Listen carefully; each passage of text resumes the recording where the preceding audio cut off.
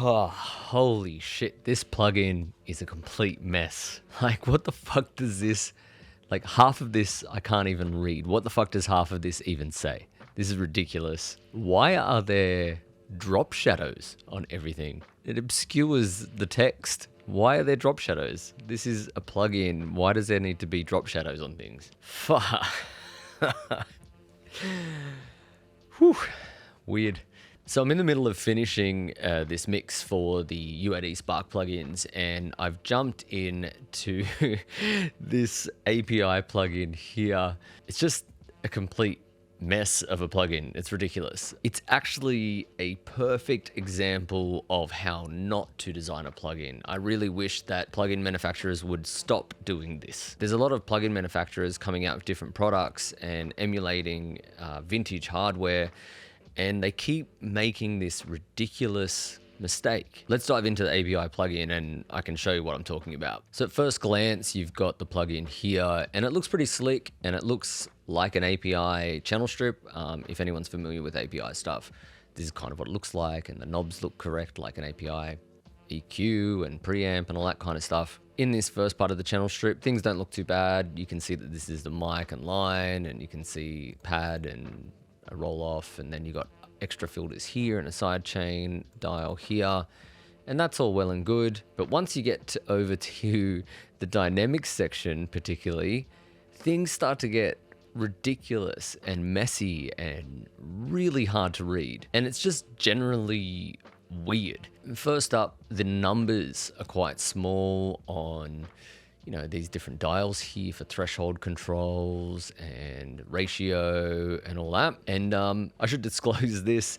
I have 20/20 vision, and even on this 42-inch screen, it's really difficult to read some of these numberings. And while I get that what manufacturers are trying to do here is give you a sense of realism, and for people that are familiar with these consoles, they can actually see the original design and the original switches and know immediately what they're looking at. And for people that maybe aren't familiar with the hardware, they at least know that this is an API channel strip and what you would see on a console. And sometimes it's nice to know what you're looking at as a piece of software that's a hardware emulation. Sometimes it's important to know actually what the manufacturers are emulating. This stuff just gets a bit silly. So if you have a look at these switches here, they're tiny and hard to read. And I don't know if you even noticed that these were actual switches. Like, this is insane here.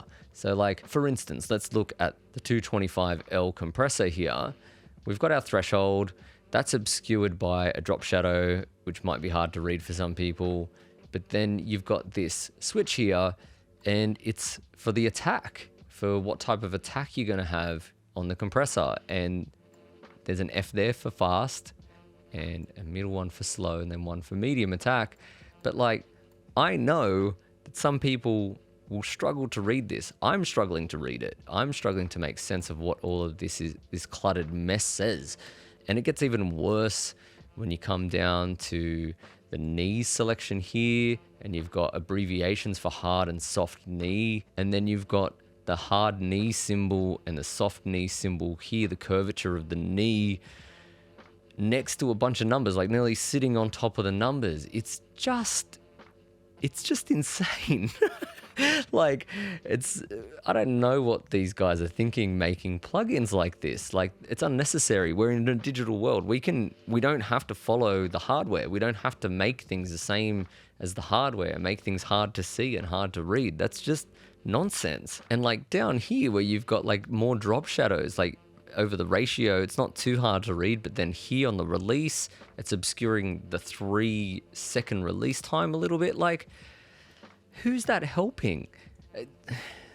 I don't even know where to begin with this kind of nonsense. It's just ridiculous. I really wish that plugin designers would cut this shit out. It's just nonsense.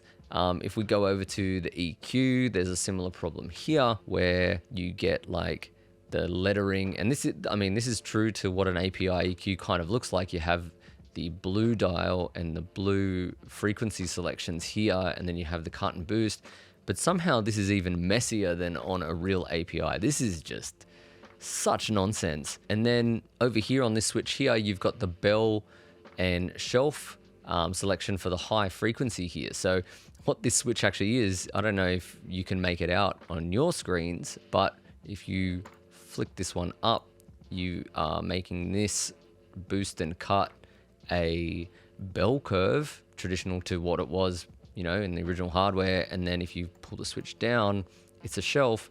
But this is incredibly hard to see here. All I can see is HF and then a little triangle and then what looks like a little S kind of shape. And if you're not familiar with this hardware, you might not even know what any of this symbolism means. And if you're new to plugins, good luck. Like, you might not have a clue what you're looking at. And like, I'm not trying to be offensive to anyone that's new to plugins or anything like that, of course.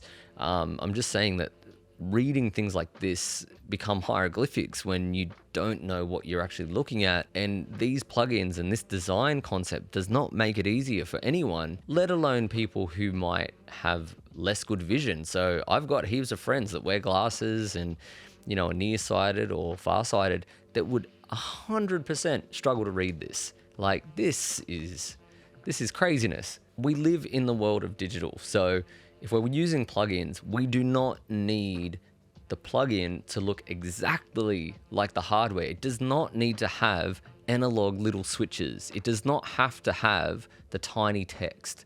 We should be able to enlarge these plugins and make them bigger. We should be able to do so much more with the graphic user interface, the GUI of this, and see things better. So if you've used the API Vision channel strip and hate it as much as I do, let me know in the comment sections down below.